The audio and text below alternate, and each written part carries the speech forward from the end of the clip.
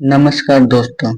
आज हम modern history के एक टॉपिक क्षेत्रीय राज्य पंजाब और मैसूर के कुछ इम्पोर्टेंट क्वेश्चन करेंगे जो आगामी परीक्षाओं के लिए बहुत ही इम्पोर्टेंट है। तो चलिए स्टार्ट करते हैं आज का पहला क्वेश्चन। पहला क्वेश्चन है, रणजीत सिंह ने के राज्य में सम्मिलित था। ऑप्शन है दिल्ली, काबू, मकराना, श्रीनगर। तो राइट ऑप्शन हो जाएगा श्रीनगर।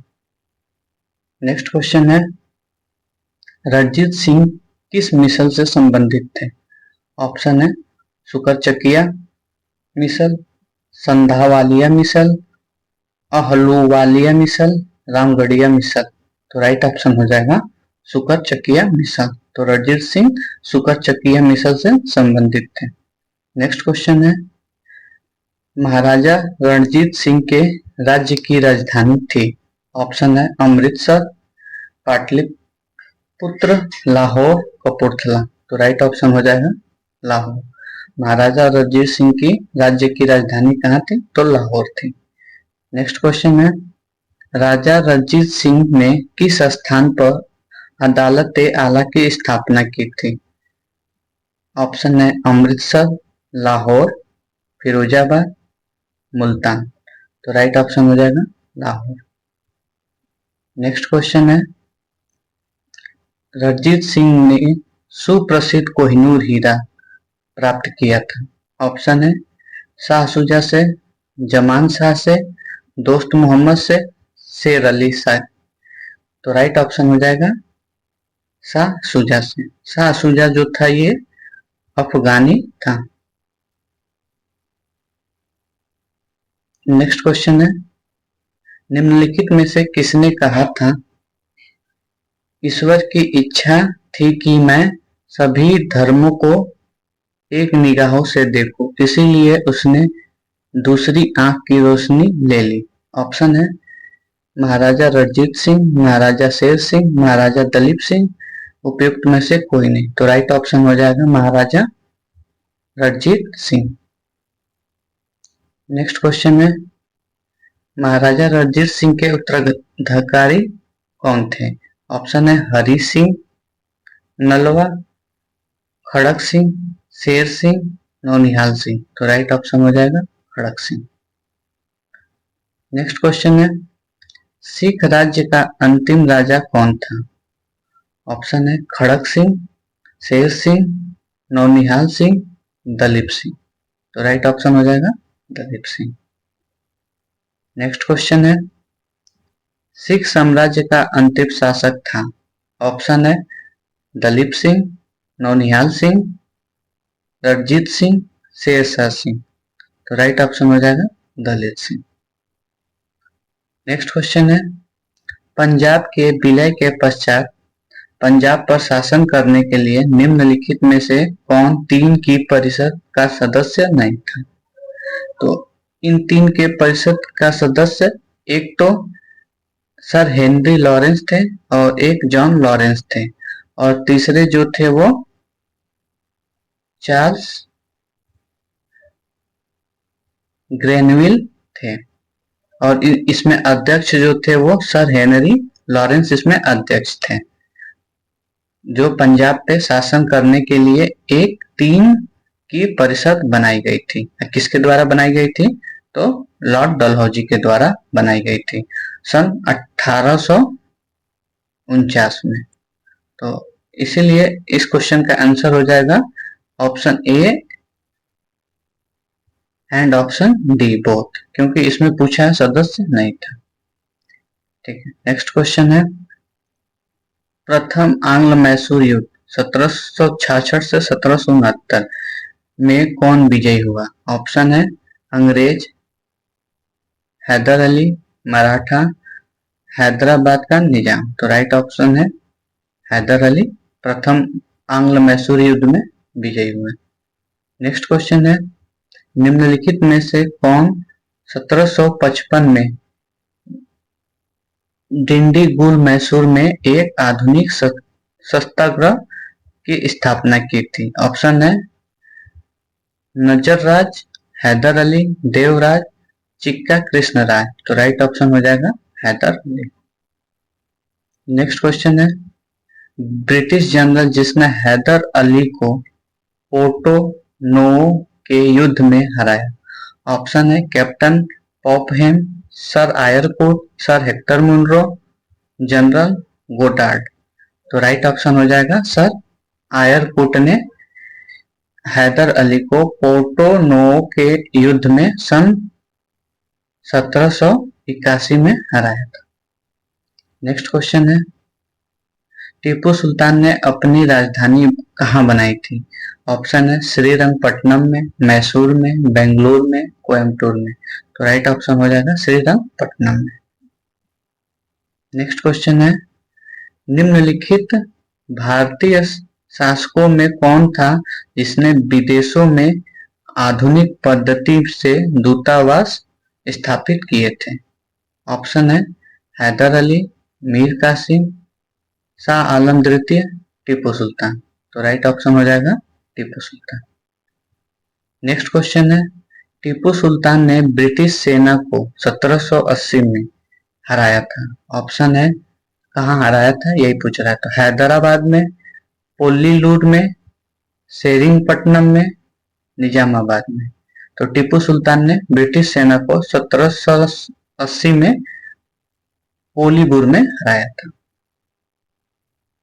नेक्स्ट क्वेश्चन है, अंग्रेजों ने श्रीरंगपट्टनम की संधि किसके साथ की थी। ऑप्शन है हैदर अली, ड्यूप्ले, टीपू सुल्तान, नंदराय। तो राइट आंसर हो जाएगा टीपू सुल्तान। ये कब की थी, सन 1792 में। उस समय क्या था, तो उस समय तृतीय आंग्ल मैसूर वार था। तो तीसरा एंग्लो मैसूर वार जो था वो श्रीरंगपट्टनम की संधि से खत्म हुई, जो टीपू सुल्तान और अंग्रेजों के बीच हुई थी। नेक्स्ट क्वेश्चन है, टीपू सुल्तान अंग्रेज के साथ युद्ध में कब मारे गए थे। ऑप्शन है 1793, 1857, 1799, 1769। तो राइट ऑप्शन हो जाएगा 1799। उस समय क्या था, तो उस समय फोर्थ एंग्लो मैसूर वार चल रहा था। तो उसी में टीपू सुल्तान 1799 में अंग्रेजों के द्वारा युद्ध में मारे गए। नेक्स्ट क्वेश्चन है, निम्नलिखित में से कौन सा एक सुमेलित नहीं है।